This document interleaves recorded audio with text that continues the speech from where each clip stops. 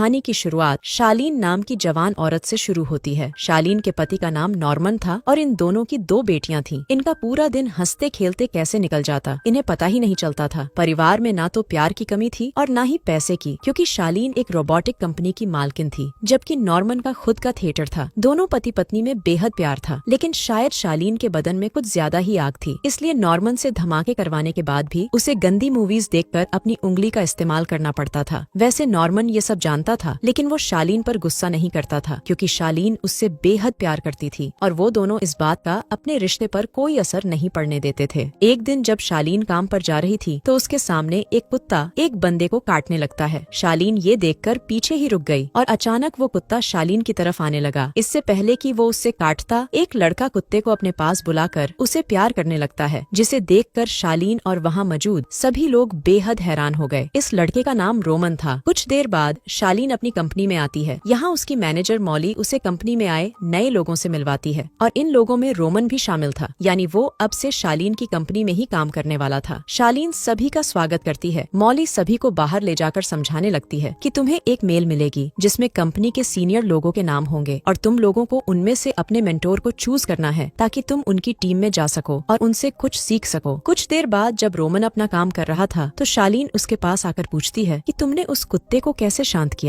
Roman बताता है कि मेरे पास कुकीज थी और कुत्ते को भूख लगी थी, मैंने उसे वो खाने को दी और वो शांत हो गया। रात को जब शालीन घर में थी तो नॉर्मन उसे गर्म करने लगा। वो अलग अलग तरीकों से उसकी गुफा में धमाके करता है, लेकिन शालीन को कुछ महसूस नहीं होता। कुछ दिनों बाद शालीन की कंपनी में एक पार्टी चल रही थी, जिसमें उसका परिवार भी आया हुआ था। शालीन को डांस करना पसंद था, लेकिन नॉर्मन का ठंडा डांस उसे अच्छा नहीं लगता और इसी बीच उसकी नजर रोमन पर पड़ती है, जो खुलकर अपनी ही मस्ती में डांस कर रहा था। कुछ देर बाद रोमन शालीन को बताता है कि मैंने तुम्हें अपना मेंटोर चुना है। शालीन को किसी के साथ काम करना पसंद नहीं था, इसलिए वो उसे मनाकर अपने परिवार के पास आ जाती है। अगली सुबह जब शालीन कंपनी में आती है तो वहाँ सफाई चल रही थी। इसी बीच उसके हाथ रोमन की टाई लग जाती है, जिसे शालीन ने अपने पास रख लिया। इसके बाद वो अपने कैबिन में आकर रोमन की टाई को सूंघकर गर्म होने लगी। शायद वो रोमन की तरफ आकर्षित हो रही थी, लेकिन वो जल्दी ही खुद को संभाल लेती है। भले ही उसने कुछ देर के लिए खुद को संभाल लिया था, लेकिन रोमन उसके दिलो दिमाग पर छाने लगा था और इसी चक्कर में वो खुद को और भी जवान दिखाने की कोशिश करने लगी, क्योंकि आज उसकी रोमन के साथ मीटिंग थी। जल्दी ही वो मीटिंग में पहुंच गई। यहाँ रोमन उससे कई सवाल पूछता है, जैसे कि तुमने ये कंपनी कैसे शुरू की, इतनी कम उम्र में तुम इतनी कामयाब कैसे हो गई। उसके सभी सवालों के जवाब देकर जब शालीन वहाँ से जाने लगी तो रोमन उसे रोक लेता है। शालीन को उसके इरादे ठीक नहीं लगते, वो जाना चाहती थी, लेकिन रोमन उसके करीब आने लगा, जिसके बाद वो भी खुद को रोक नहीं पाती और दोनों एक दूसरे को चूमने लगते हैं। लेकिन शालीन जल्दी ही खुद को उससे दूर कर कहती है कि ये ठीक नहीं है और इतना कहकर वहाँ से चली गई। रात को जब शालीन अपने घर में थी तो वो अपनी बड़ी बेटी जोया को किसी लड़के के साथ मजे करते देखती है। सुबह होते ही वो जोया से बात करती है। वो उससे पूछती है कि कल रात तुम जिसके साथ थी वो तुम्हारा लवर तो नहीं था। इस पर जोया बताती है कि मैं प्यार तो अपने लवर से ही करती हूँ, लेकिन मजे किसी और के साथ करती हूँ, क्योंकि मेरा लवर मुझे खुश नहीं कर पाता। जोया की बात सुनकर शालीन किसी सोच में डूब गई। इसके बाद वो जब अपने काम पर आती है तो रोमन उससे अगली मीटिंग के बारे में पूछता है, जिस पर शालीन कहती है कि मेरे पास इतना समय नहीं है कि मीटिंग में तुम्हारे फालतू सवालों का जवाब दूं। मगर रोमन के बार बार कहने पर वो मीटिंग के लिए मान गई। शाम को शालीन अपने साथियों के साथ एक क्लब में दारू पीने आती है। रोमन भी यहीं पर था। शालीन ने दारू ऑर्डर की थी, जबकि रोमन ने उसके लिए दूध भेज दिया, जिसे शालीन भी चुपचाप पीने लगती है। कुछ देर बाद शालीन पेमेंट करने के लिए काउंटर पर खड़ी थी और तभी रोमन उसे अच्छी लड़की कहकर निकल गया, क्योंकि शालीन ने उसका भेजा दूध जो पी लिया था। इसके बाद शालीन अच्छे से तैयार होकर नॉर्मन के थिएटर में आती है, क्योंकि नॉर्मन ने थिएटर वालों के लिए एक पार्टी रखी थी। शालीन को पार्टी में मजा नहीं आ रहा था, इसलिए वो काम का बहाना बनाकर वहाँ से निकल गई और अपनी कंपनी में आ गई। अचानक उसकी नजर एक नोट पर पड़ती है। ये नोट रोमन ने छोड़ा था। उसने शालीन को एक होटल में बुलाया था। शालीन तैयार होकर होटल में तो आ गई, लेकिन उसे वहाँ कोई नजर नहीं आता। शालीन बैठकर इंतजार करने लगी। कुछ देर बाद जब रोमन कमरे में आता है तो शालीन गुस्सा होते हुए कहने लगी कि तुम्हारी हिम्मत कैसे हुई मुझे यहाँ बुलाने की, मुझे ये सब पसंद नहीं और ना ही मुझे किसी का इंतजार करने की आदत है। ये सुनकर रोमन कहता है कि अगर तुम्हें अच्छा नहीं लगा तो इतनी बन ठन कर मेरा इंतजार क्यों कर रही थी। रोमन के सवाल का शालीन के पास कोई जवाब नहीं था, इसलिए वो उसे बता देती है कि तुम्हारी जवानी देखकर मेरे अंदर एक अजीब सी लहर दौड़ने लगती है। रोमन को लग रहा था कि जरूर उसमें कुछ खास है, इसलिए शालीन उसकी बात मान रही है, लेकिन शालीन तो अपनी प्यास बुझाने उसके पास आई थी। सच जानकर जब वो जाने की बात करने लगी तो रोमन उसे धमकाता है कि अगर तुम यहाँ से गई तो मैं सबको बता दूंगा कि तुम मेरे साथ क्या करने का सोच रही थी। ये सुनकर शालीन रुक जाती है, क्योंकि जब कोई शालीन पर हुक्म चलाता था तो उसके बदन में एक अजीब सी आग लग जाती थी। देखते ही देखते शालीन वैसे ही करने लगी जैसा रोमन कह रहा था। वो उसे अपना पालतू बना लेता है और शालीन को भी इसमें काफी मजा आ रहा था। जल्दी ही रोमन बिना कुछ किए उसकी गुफा में तूफान मचाने लगा और फिर अपनी उंगली से ही उसे चरम सुख की प्राप्ति करवाने लगा। आज कई सालों बाद शालीन को कुछ महसूस हुआ था। पहली बार उसे इतना मजा आया था, इसलिए वो रोने लगी। अब से इन दोनों का चक्कर शुरू हो गया। दोनों को यहाँ भी मौका मिलता वहीं पर शुरू हो जाते। शालीन को रोमन से धमाके करवाने की इतनी आदत हो गई कि वो कंपनी में भी उसके साथ मजे करने लगी। एक दिन जब शालीन काम से अपने घर आती है तो उसकी नजर रोमन पर पड़ती है, जो उसके परिवार के साथ बैठा था। रोमन को अपने घर देखकर शालीन हैरान थी, जबकि रोमन उनके साथ घूमने फिरने भी चला आता है। मौका देखकर शालीन उससे बात करती है। वो उससे कहती है कि मेरे लिए तुमसे ज्यादा मेरा परिवार जरूरी है, इसलिए तुम मेरे परिवार और घर से दूर रहो। अगर तुमने दोबारा ऐसा कुछ भी किया तो हम दोनों का रिश्ता खत्म। ये सुनकर रोमन नाराज होकर वहाँ से चला गया। अगले दिन जब शालीन अपने कैबिन में थी तब रोमन मैसेज कर उसे छत पर मिलने बुलाता है। वो कहता है कि अगर तुम्हें हमारा रिश्ता खत्म करना है तो मैं किसी और को अपना मेंटोर बना लेता हूँ। ये सुनकर शालीन को गुस्सा आ गया, क्योंकि अगर रोमन ने ऐसा किया तो कंपनी में शालीन की बदनामी हो सकती है। लोगों को लगेगा कि शायद उसे काम नहीं आता, इसलिए रोमन ने उसे छोड़ दिया। रोमन ने अपनी बात कह दी थी, जिसे सुनकर शालीन परेशान हो गई थी। रात को नॉर्मन उसे गर्म करने की कोशिश करता है, लेकिन शालीन अब भी परेशान थी, जिस कारण वो नॉर्मन से झगड़ा कर लेती है। वो कहने लगी कि साले तुम्हारे डंडे में बिल्कुल भी दम नहीं, जिस कारण तुम कभी मेरी प्यास नहीं बुझा सके। अगली सुबह शालीन नॉर्मन से माफी मांगती है। नॉर्मन उसकी हालत समझता था, इसलिए वो उसे माफ कर देता है। इसके बाद वो अच्छे से तैयार होकर रोमन से मिलने आ गई। रोमन उसे कपड़े उतारने को कहता है और शालीन वैसा ही करती है। शालीन का बदन देखकर रोमन मदहोश सा हो गया था। दोनों एक दूसरे के प्यार में पूरी तरह पागल हो चुके थे। रोमन जो भी करने को कहता शालीन चुपचाप वैसा ही करती। कुछ दिनों बाद इनके घर एक छोटी सी पार्टी थी, जिसमें मॉली रोमन को साथ लेकर आती है। रोमन को किसी और के साथ देखकर शालीन जल गई। मौका देखकर वो रोमन से कहती है कि तुम सिर्फ मेरे हो, इसलिए मैं तुम्हें किसी और के साथ नहीं देख सकती। रोमन उसे समझाता है कि ऐसी कोई बात नहीं है, मैं सिर्फ तुम्हारा हूँ। इतना कहकर वो दोनों करीब आने लगे और तभी मॉली उन्हें देख लेती है। अगले दिन मॉली शालीन से बात करने उसके घर आती है। वो कहती है कि तुम मेरा प्रमोशन कर दो, नहीं तो मैं तुम्हारी हरकतों के बारे में सबको बता दूंगी। मॉली की धमकी से शालीन बेहद डर गई, इसलिए वो हिम्मत कर नॉर्मन को अपने चक्कर के बारे में बता देती है, जिसे सुनकर नॉर्मन उस पर बेहद गुस्सा करता है और उसे घर से चले जाने को कह देता है। शालीन नॉर्मन का घर छोड़कर अपने फार्म हाउस पर आ गई। वो अकेली रहना चाहती थी, लेकिन रोमन उसका पीछा नहीं छोड़ता। शालीन उसे घर से जाने को कहती है, क्योंकि वो उसके साथ कोई रिश्ता नहीं रखना चाहती थी, जबकि रोमन उसकी गुफा में धमाके करना चाहता था। दोनों अभी बात कर ही रहे थे कि तभी नॉर्मन भी वहाँ आ गया। वो शालीन को कमरे से बाहर भेजकर साले रोमन की धुलाई करने लगा। एक दूसरे से काफी लड़ने के बाद दोनों शांत होकर बैठ जाते हैं। शालीन भी उनके पास आ गई थी। नॉर्मन रोमन से कहता है कि शालीन को अलग अलग तरीके से पानी निकालना पसंद है, इसलिए वो तुम्हारे करीब आ गई, क्योंकि तुमने शालीन के साथ वो सब किया जिससे उसे संतुष्टि मिलती थी। शालीन तुमसे प्यार नहीं करती, वो तो बस तुम्हारा इस्तेमाल कर रही थी। बातें करते करते नॉर्मन की तबीयत बिगड़ गई, जिसके बाद रोमन उसे संभालता है और नॉर्मन के संभलते ही वो शालीन की जिंदगी और उसके घर से चला गया। उधर कंपनी में मॉली का प्रमोशन हो गया था। शालीन अभी भी फार्म हाउस पर ही थी, क्योंकि नॉर्मन ने उसे साथ रखने से मना कर दिया था। ऐसे ही एक दिन जॉय उसे लेने आती है। वो बताती है कि जब से तुमने घर छोड़ा है तब से नॉर्मन भी घर नहीं आया। तुम उनसे बात करो, वो जरूर तुम्हें माफ कर देंगे। अपनी बेटी की बात मानकर शालीन नॉर्मन के थिएटर में आती है और उससे माफी मांगती है। कहानी के आखिर में नॉर्मन ने शालीन को माफ कर दिया था और इसी के साथ इस कहानी का यही अंत हो जाता